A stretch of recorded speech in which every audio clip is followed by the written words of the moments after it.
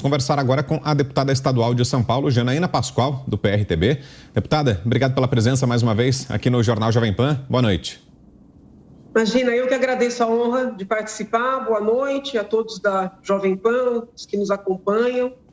As cifras são muito elevadas, né? As cifras são, eu acho que a palavra é revoltantes. São montantes maiores do que o orçamento de muitas cidades, do que as verbas destinadas a programas muito importantes na seara da saúde, da educação, do saneamento básico. E é um dinheiro que é utilizado sem transparência e de forma não democrática, porque não existe essa tal deliberação, vamos dizer assim, conjunta, coletiva, de para onde vão os recursos. Não existe. São os dirigentes, não raras vezes um presidente, que decide para onde é que vai esse dinheiro todo. E não raras vezes já existem fornecedores determinados, infelizmente, às vezes até esquemas de devolução de dinheiro. Então, eu não consigo ver, o problema, veja, não é nem o financiamento público em si, tá? A questão é que eu não consigo ver nenhuma vantagem para a democracia, né, de nós gastarmos um dinheiro como esse, né, como um fundo eleitoral. Lembrando que em votação recente, esse fundo foi praticamente dobrado. E o Partido Novo questionou esse aumento perante o Supremo Tribunal Federal, e o Supremo Tribunal Federal, que com todo respeito se mete em tudo, decidiu não interferir nessa situação. Então, assim, eu acho muito grave que tanto dinheiro... O problema não é ter dinheiro público, o problema não é ter financiamento, a questão é o excesso, a falta de transparência e também os critérios, né, muito distorcidos, né, não sei se eu estou exorbitando no tempo aqui, mas hoje só interessa para os partidos ter candidatos a deputado federal. Porque quanto mais deputado federal, mais dinheiro o partido tem. Então, as pessoas são olhadas, né, principalmente aquelas pessoas que têm potencial de votação, como um carrinho forte, sabe? É muito ruim, finda afastando os bons quadros da política, finda tirando um pouco do foco das eleições majoritárias, que são importantíssimas.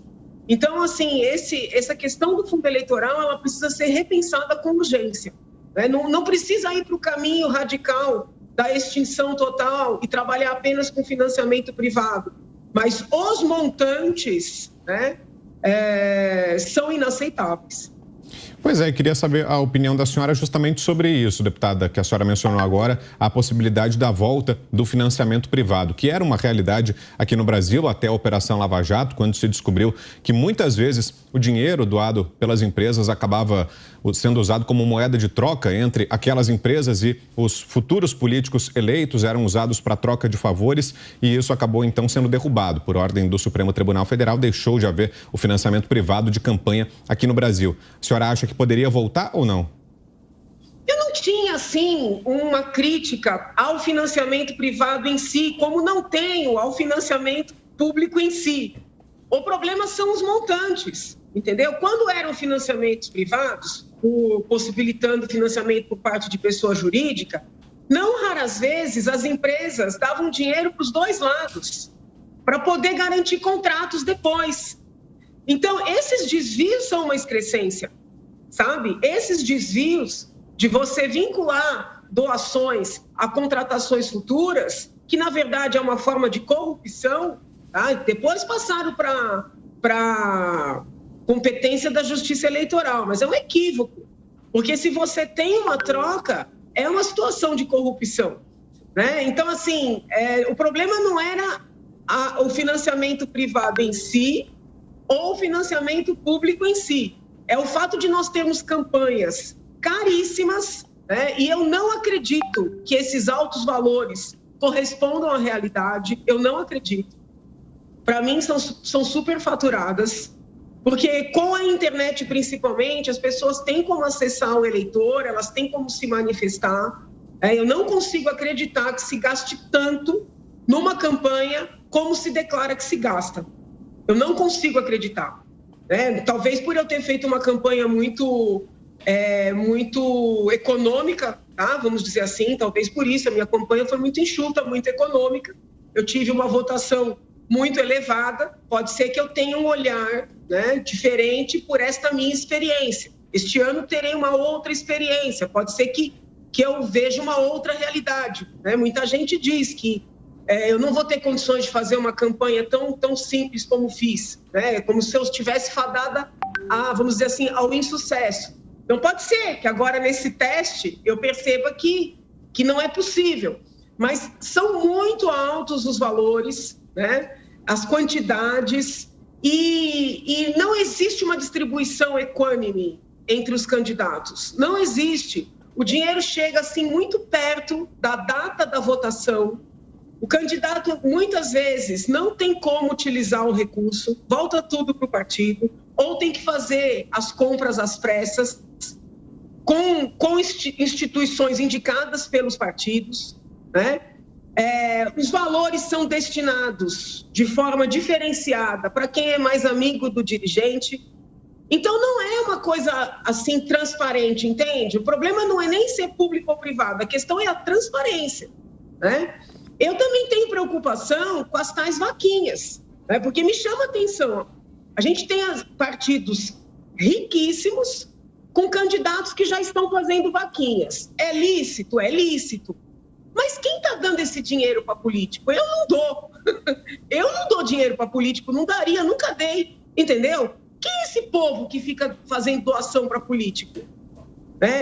E se tiver lavagem de dinheiro por trás?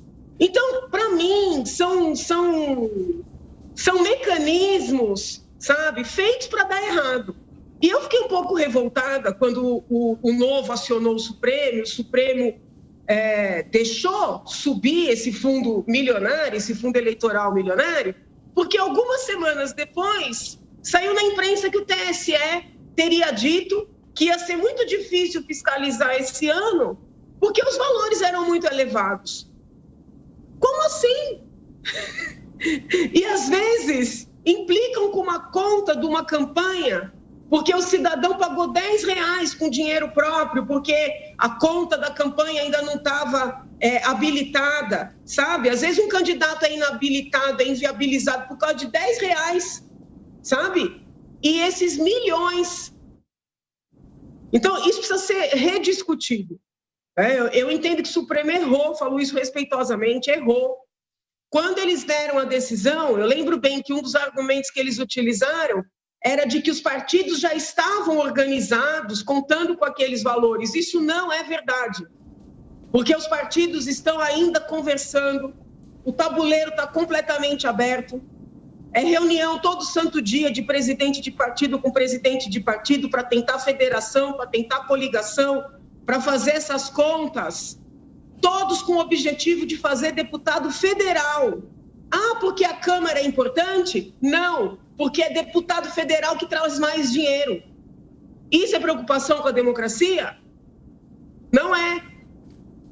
Estava certo o voto do ministro André Mendonça, que eu li inteirinho, foi uma aula de direito, o voto do ministro André Mendonça, dizendo que não podia levantar aquele. Já eram 2 bilhões, já não era pouco, já era muito. Deputada, a pergunta agora é do Roberto Mota. O que faz você confiar? Boa noite, deputada. A senhora levantou uma questão muito interessante, né? Quando eu olho o cenário eleitoral no Brasil, do ponto de vista de quem já foi candidato 2 vezes em 2 eleições, quem tem celebridade já está eleito, né? Na maioria das pessoas que são muito conhecidas já estão eleitas.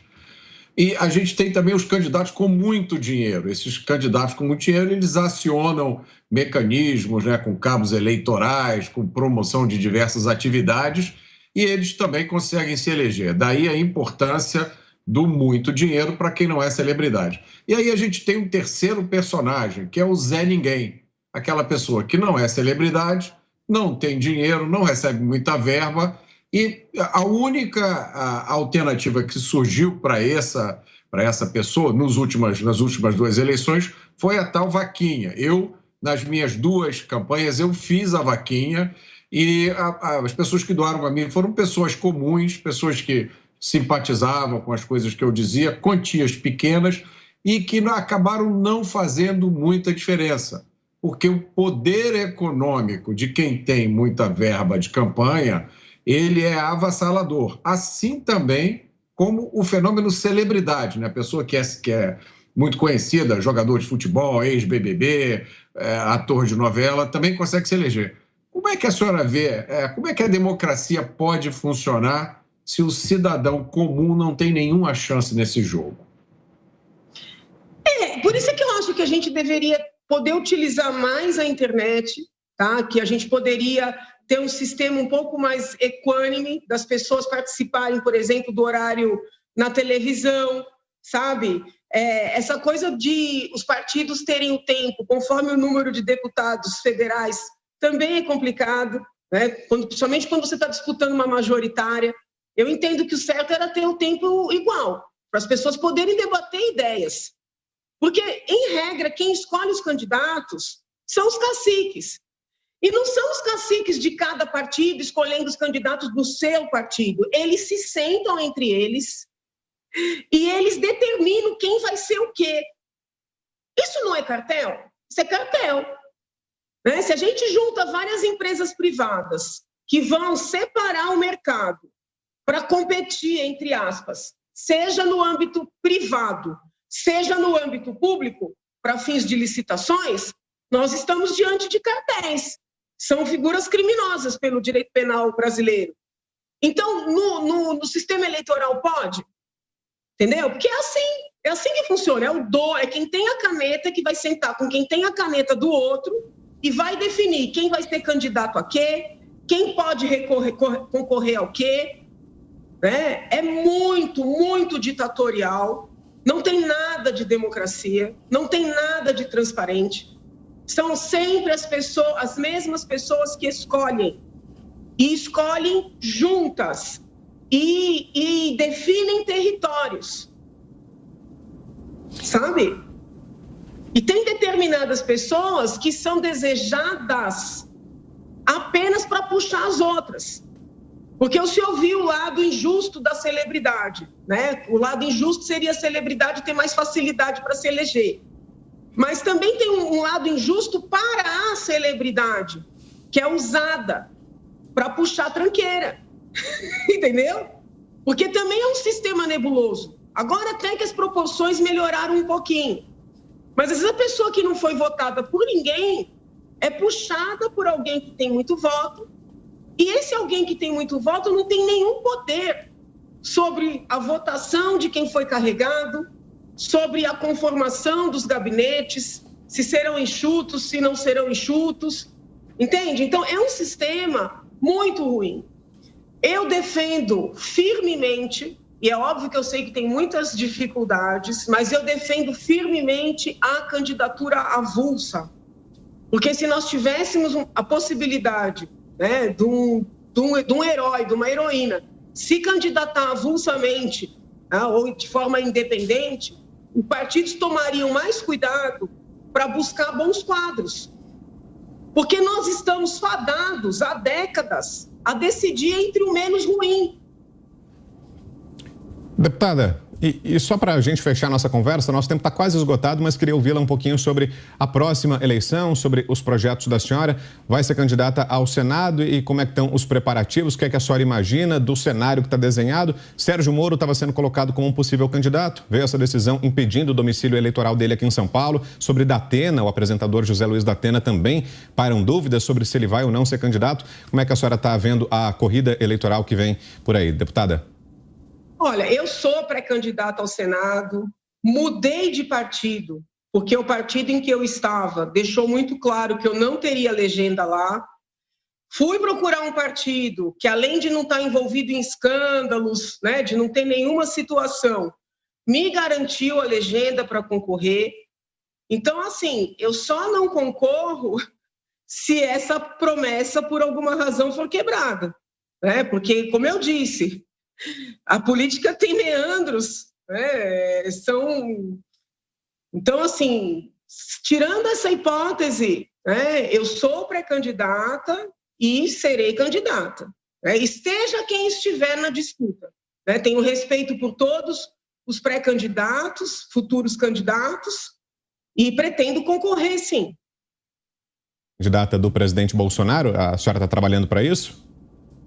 Meu anjo, falhou a sua voz, eu não entendi a pergunta. Queria saber se a pretensão da senhora é ser a candidata do presidente Jair Bolsonaro, a representante dele no Senado aqui em São Paulo. Não, eu não tenho essa pretensão, já ficou muito claro para mim que isso não ocorrerá. E eu lancei o meu nome e fui buscar uma sigla para poder concorrer, independentemente de ter apoio ou aval de quem quer que seja. Né? O presidente tem outros nomes, eu respeito isso, sou uma pessoa democrática. Mas, assim, a minha condição de pré-candidata, futura candidata, independe do presidente. Perfeito, ouvimos aqui a deputada Janaína Pascoal. Obrigado mais uma vez, deputada, pela presença. Boa noite. Até uma próxima. Desculpem a contundência, esse tema me emociona um pouco. Desculpem. Imagina, sempre bom ouvi-la. Um abraço, deputada. Até mais.